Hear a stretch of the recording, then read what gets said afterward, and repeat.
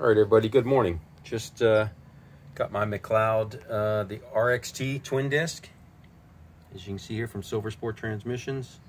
And this is how it arrived. It's got rust on the plate there. I don't know what that's all about, but there's right here. There's the part number 629. So I don't know if you guys, if you have one of these, and let me know what the deal is with that, if I should send it back or what have you. Just getting it out of the box. Does come with flywheel bolts and pressure plate bolts, and 3 different spline installing tools. So, but yeah, I'm not sure what's going on with that. That shouldn't be rusty right out of the box.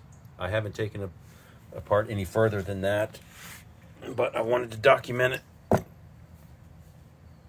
Brand new RXT.